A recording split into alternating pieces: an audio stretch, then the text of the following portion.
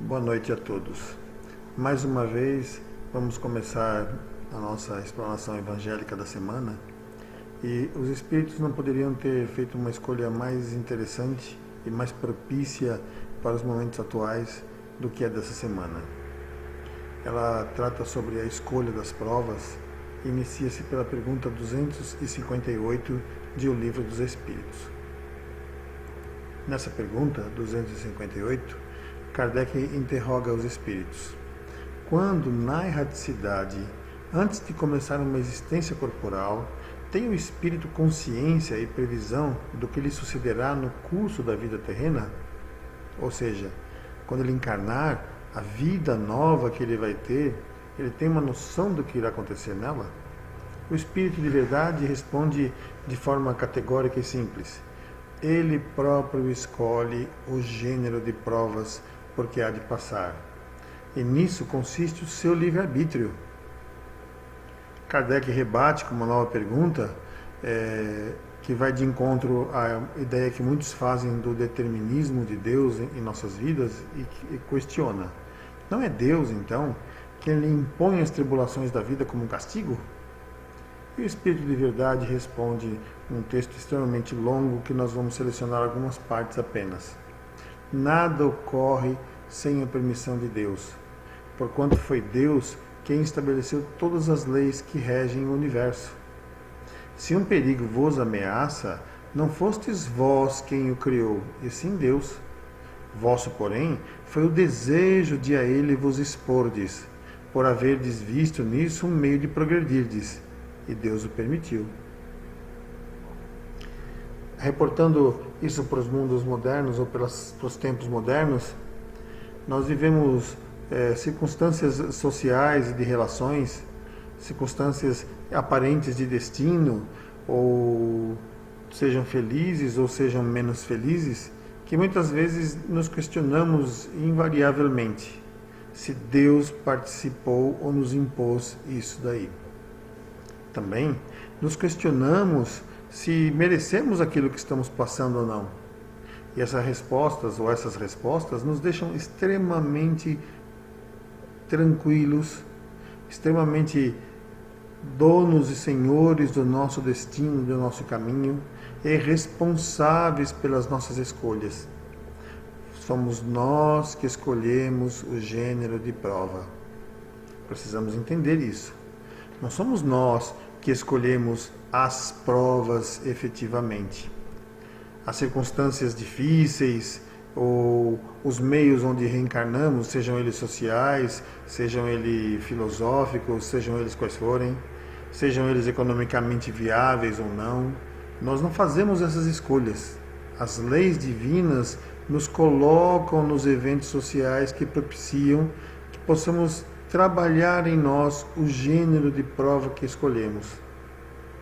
Se escolhemos, por exemplo, experimentar a sovinice ou nos colocar à prova das virtudes maiores que obliteram, ou que escondem, ou que resolvem o problema do ser sovina, nada mais óbvio do que termos à mão, primeiramente, uma carência extremamente difícil na vida física inicial, depois temos à disposição numerário, dinheiro suficiente para ter uma vida fausta. E nessa diferenciação entre uma e outra, falta de dinheiro e excesso dele, nós mantemos a linha constante do nosso ser, da nossa personalidade incorruptível. Podemos chegar no final da vida ou da jornada física e, questionando ou avaliando nós mesmos, ficarmos felizes por conseguirmos levar a termo a propositura inicial. Colocarmos a mostra ou a aprovação da nossa virtude maior de humildade ou de caridade ou o que for, mesmo em circunstâncias adversas. Porque aí que vale, de fato, a gente escolher e a gente vencer. Pergunta 261, Kardec questiona os espíritos. Nas provações por que lhe cumpre passar para atingir a perfeição, tem o espírito que sofrer tentações de todas as naturezas? Tem que se achar em todas as circunstâncias que possam excitar-lhe o orgulho, a inveja, a avareza, a sensualidade, etc.? E o Espírito responde apenas o seguinte: certo que não. Aquele, porém, que se deixa arrastar para o mau caminho, corre todos os perigos que o isam. Pode um espírito, por exemplo, pedir a riqueza e ser-lhe esta concedida. Então, conforme o seu caráter, poderá tornar-se avaro ou pródigo, egoísta ou generoso, ou ainda lançar-se a todos os gozos da sensualidade. Daí não se segue, entretanto, que haja de forçosamente passar por todas essas tendências. O campo terrestre é farto em possibilidades de experienciações. É farto em circunstâncias socioeconômicas, em circunstâncias de relação, para que nós experimentemos as virtudes a que devemos estar afeitos para progredir. Mas, no entanto, a partir do instante que eu me resolvo com uma delas, ou com um defeito qualquer, automaticamente aquilo está resolvido em minha vida e eu não preciso voltar a passar em circunstâncias diferentes, mas que obtenham o mesmo resultado moral. A grande problemática, quando a gente avalia as escolhas das provas enquanto encarnado, é que nós imaginamos sempre as facilitações do processo. Imaginamos sempre que seja possível, de alguma forma, burlar essa lei, que é a lei divina, para que nós nos sintamos bem e melhores. Imaginamos que temos alguma capacidade, seja ela qual for, de mudar um destino aparente que nós criamos. Mas quando, na verdade, nesse mesmo livro dos Espíritos, uma vez questionado, o Espírito o Espírito da Verdade responde a Jesus: quem cria uma espécie de destino é o próprio Espírito nas escolhas que faz. Então, o que nós escolhemos de fato são as tendências morais, as exercitações das virtudes, o exercício constante de progresso. As circunstâncias físicas simplesmente agregam valores como ferramentas para que nós possamos ser estimulados justamente no aprendizado ou na constância dessas virtudes. Uma vez resolvidas, fica óbvio na própria resposta do Espírito de que não há necessidade de continuar naquele caminho. Mesmo que exista um leque de 1000 opções para se exercitar sobre uma virtude específica, se eu me resolver com ela em 2 ou 3, acabou o meu problema, eu vou para outra. É assim que funciona. Na pergunta 264, Kardec pergunta: que é o que dirige o espírito na escolha das provas que queira sofrer? E o espírito diz: ele escolhe de acordo com a natureza das suas faltas, as que o levem à expiação destas e a progredir mais depressa. Uns, portanto, impõem a si mesmos uma vida de miséria e privações, objetivando suportá-las com coragem. Outros preferem experimentar as tentações da riqueza e do poder, muito mais perigosas, pelos abusos e má aplicações a que podem dar lugar, pelas paixões inferiores que uma e outras desenvolvem. Muitos, finalmente, se decidem a experimentar suas forças nas lutas que terão de sustentar em contato com o vício. Na sociedade moderna, vícios ficam à vontade para a escolha, desde as drogas lícitas, como drogas ilícitas, como mesmo a viciação tecnológica ou virtual. É só uma questão de escolha. E o espírito faz escolhas, como eu disse há pouco, sobre a ótica moral. O que eu vou ganhar naquela minha experiência de vida? O que eu vou ganhar me expondo a essa ou aquela prova? Para que, expondo-me dessa forma, eu angarie tal ou qual virtude. E a escolha é só essa. Pouco importa. A gente, vendo do mundo físico, às vezes se ressente tanto das nossas dificuldades, ou da dificuldade dos outros também, movidos pela caridade, pelo amor ao próximo. Mas, mesmo essa escolha, são dos outros. Eles optaram, de acordo com as suas condições evolutivas, como espíritos infinitos que são, de seguir esse ou aquele caminho para aprender essa ou aquela virtude. Temos obrigação, é claro, isso não nos exime dessa obrigação, de sermos o ombro amigo, o ouvido sincero, a palavra cordata, o amor personificado no trato com as criaturas, quando deparados com pessoas ou espíritos nessas circunstâncias menos felizes. Mas as escolhas são deles. Nós não temos capacidade alguma, condição alguma, poder algum, porque nenhum de nós somos dotados de poderes, de mudar o trajeto que foi escolhido pelo Espírito para progredir. Podemos mitigar, talvez, diminuir as dificuldades desse trajeto, conforme o merecimento que esse mesmo Espírito, já vivenciando essas experiências, adquiriu no expor-se de forma correta com eles. Por exemplo, colocado às vezes em meios de drogas e similares, ainda assim ele pode ser um espírito bom. Embora envolto em circunstâncias menos felizes que a própria vida trouxe, ele pode ser um indivíduo que se preocupa com o outro, auxilia o outro, faz esforço em favor do outro, e com isso amealha para ele merecimentos maravilhosos, grandes, tão grandes, que fazem com que ele passe a merecer o intercessor no seu caminho que escolheu. O intercessor que não vai diminuir o caminho em nada, que não vai diminuir as provas em nada, mas que vai ser, sim, em alguns momentos pontuais importantes, aquele indivíduo que dará o apoio para que ele consiga manter-se firme no seu propósito de crescer. E podemos ser nós esses indivíduos. E somos nós esses indivíduos. Somos convidados pela divindade a trabalhar em favor do próximo constantemente. Claro que muitas vezes o orgulho salta-nos aos olhos e a gente faz desse amor ao próximo uma vitrine para se expor, para ficar, como se diz na gíria, bom na fita ou bonito na fita. Mas, claro que não. Isso daí já são intenções que destroem os merecimentos dessas escolhas que fazemos de ajudar. Aquele que ajuda, ajuda.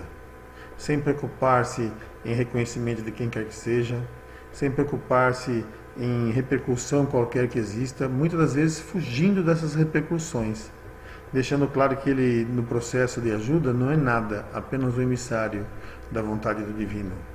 E que, sendo assim, deve-se agradecer, é claro, ao Deus, ao Criador, ao mantenedor da vida. Ainda nesse mesmo tópico, Kardec ainda questiona uma coisa muito fácil e muito óbvia que nós mesmos fizemos em nossas próprias vidas, independente de religião. Não parece, pergunta Kardec, não parece natural que se escolham as provas menos dolorosas? Ou a gente poderia perguntar diferente, por que eu escolheria uma prova tão difícil?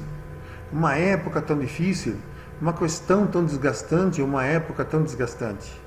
O Espírito responde, pode parecer-vos a vós, ao Espírito, não. Logo que este se desliga da matéria, cessa toda uma ilusão e outra passa a ser a sua maneira de pensar. Pergunta Kardec na próxima. Pode o Espírito proceder à escolha de suas provas enquanto encarnado? O desejo que então alimenta, enquanto encarnado, enquanto nós, pode influir na escolha que venha a fazer, dependendo isso da intenção que o anime. Dá-se, porém, que, como espírito livre, quase sempre vê as coisas de modo diferente. O espírito por si só é quem faz a escolha. Entretanto, ainda uma vez o dizemos, possível lhe é fazê-la, mesmo na vida material. Por isso que há sempre momentos em que o espírito se torna independente da matéria que lhe serve de habitação. No sonho, no sono, é claro que ele está se referindo. Instantes de desligamento da nossa rotina física. Não poderia ser mais oportuno e mais contemporâneo e mais diretamente ligado a nós esse tema do que o do momento presente. Expostos a uma pandemia do Covid ou do coronavírus, somos muitas vezes fragilizados em circunstâncias de determinações dos poderes públicos, em circunstâncias de relações com as pessoas e posturas que essas têm diante de nós e nós diante delas. Somos, mais do que isso, aqueles que compreendem a seriedade do momento e optam, por exemplo, pelo distanciamento ou isolamento social, como queiram falar, e insulados dentro dos seus lares. passam a conviver de maneira constante com seus pares de família, esses têm a oportunidade maravilhosa que a divindade traz de parar de olhar para o seu próprio umbigo, das suas próprias visões egoísticas e nessa relação com a família descobrir novos personagens da sua vida. A esposa que ele nunca tinha visto, o esposo que nunca tinha percebido, os filhos com as peculiaridades naturais que aprendem nas relações com os pais, mas ensinam também. São momentos de aprendizado, de crescimento, de agradecimento.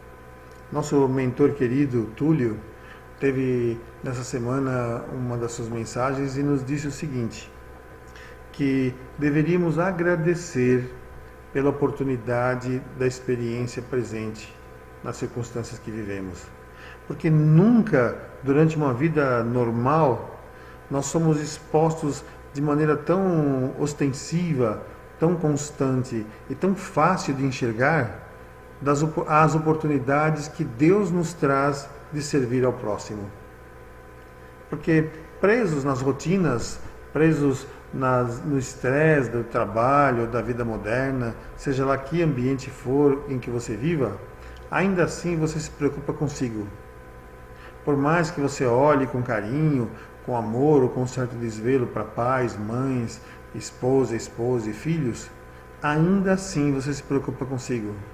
É aquele pai maravilhoso que fala assim, eu dou tudo para o meu filho, eu o amo, compro tudo que ele precisa, pago a sua escola, pago os seus cursos, pago, mas não senta para conversar.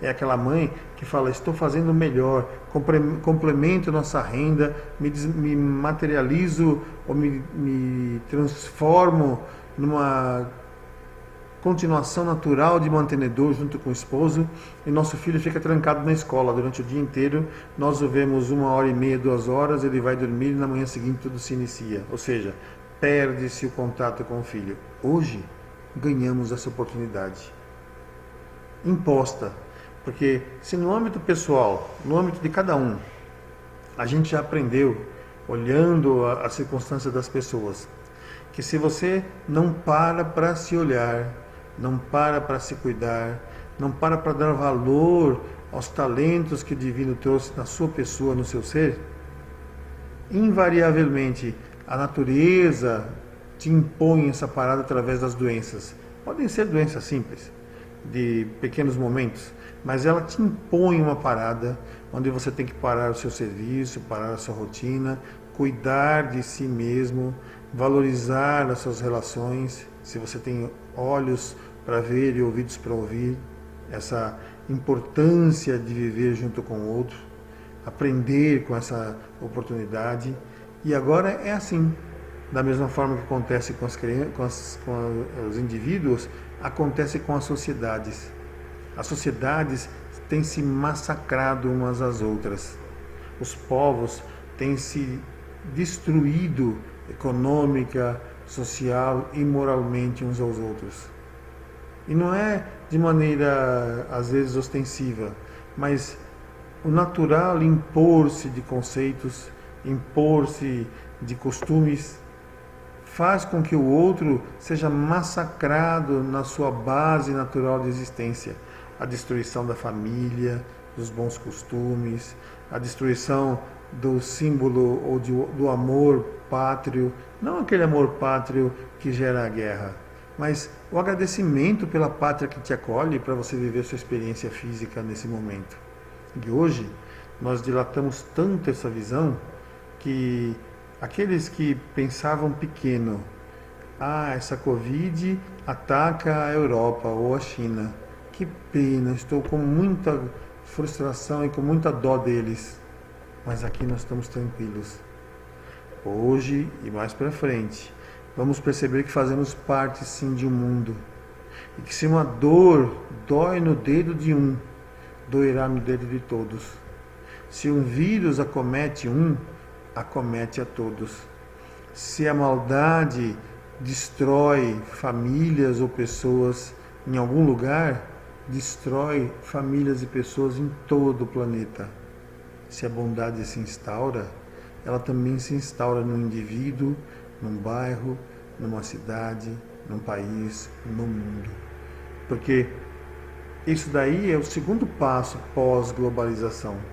A globalização se fez com a instauração da internet, que diminuiu e acabou com as fronteiras com uma rapidez enorme. A globalização se fez com a implantação econômica, onde um indivíduo mora num país ou um empresário mora num país, a sua indústria está localizada num segundo e uma parte é realizada lá no terceiro país lá longe. Faltava ainda esse terceiro passo. A instalação de que tanto aqui, quanto ali no meu vizinho, quanto no mais além, países, cidades, estamos todos interligados. Não apenas para falar olá, hello, não apenas para falar como está, ou saber se existe chuva, ou se existe algum problema qualquer de sociedade, mas para saber das pessoas. A oportunidade presente de materializar nas relações de pessoas e povos de forma indelével, para que não se esqueçam as gerações futuras, o amar ao próximo como a si mesmo. O saber que é importante se amar, é importante cultuar o seu corpo como talento que Deus lhe deu, é importante cuidar da beleza que você entende como forma natural da sua expressão para com as pessoas que estão à sua volta. É importante ter estabilidade financeira, se é possível. Mas tudo isso que você deseja para você, que você entende importante para você, é indispensável estender ao outro. Tem que amar ao outro como a si mesmo. E amar não é abrir os braços, um sorriso farto, um tapa nas costas, virar as costas e não lembrar mais. Amar ao outro é o dividir-se, é o compreender que o outro também precisa daquilo que você tem, o que você possui. É saber que você é importante, é olhar nos olhos daquele outro, seja o pai, a mãe, o vizinho, o transeunte menos feliz nas circunstâncias da vida social, e enxergar olhos que são reflexos da alma, e que, mais que tudo, é a demonstração do seu irmão à sua frente. Como dissemos no tema oportuno de hoje, de O Livro dos Espíritos, há pouco atrás agora, não vai se mudar caminho de ninguém. Cada um vai passar pela experiência que lhe cabe, auferindo responsabilidades e méritos conforme passe por ela. Mas é estar disponível como indivíduo que nós somos, interligados uns aos outros, repletos de amor, repletos de vontade de auxiliar, indicando sempre o ombro amigo, a mão que ajuda quando a solicitação vem, o caminho a indicar através do exemplo e não das palavras vazias. E assim, lentamente, nós e todos os demais do mundo mudarmos essas relações. Aprendermos a conviver de fato em sociedade, na dependência natural que um tem do outro, como filhos do Divino. Uma boa noite para todos e obrigado pela oportunidade mais uma vez de falar com vocês.